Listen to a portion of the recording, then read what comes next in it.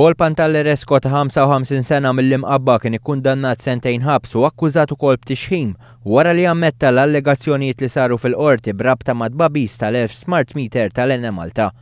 Barra sentenza ta' sentejn ħabs il-Maġistrat Francesco De Pasquale ordna li Pantalleresco jingħata interdet ġenerali perpetwu.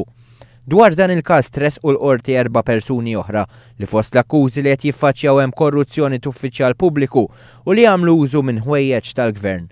Il-prosekuzzjoni oġġezzjonata l-ħelsien mill-arrest tagħhom minħabba l-biża' ta' intraġġ ta' provi e kif qatt iridu jiġu interrogati l-1000 persuna li twaħħlilhom meter imbabas. Kien il-Ministru tal-Enerġija Konrad Mizzi li kixef dawn l-abbużi li kienu għaddejjin fl-Ene Malta bejn l-2011 u l-2012 b'miljuni kbar ta' euro fis-sena li kienu qed jinsterqu lin-negozji u l-familji Maltin u Għawċin. Din l-azzjoni li ħal-Ministru Konrad Mizzi saret biex issir ġustizzja, iżda l-kontrarju l-Partit Nazzjonalista permezz tal-Gazzetta N-Nazzjon tal-ġimgħa 14 ta' frar ipprova jieħu vantaġġ politiku billi allega li wieħed mill-persuni involuti fit-tbabbis tal-smart meters ċertu Louis Attard kien persuna qrib ħafna tal-Ministru Konrad Mizzi. F'reazzjoni l-Ministru tal-Enerġija Konrad Mizzi fetaħ kawża ta' libell kontra l-editur tal-ġurnal tal-Partit Nazzjonalista In-Nazzjon.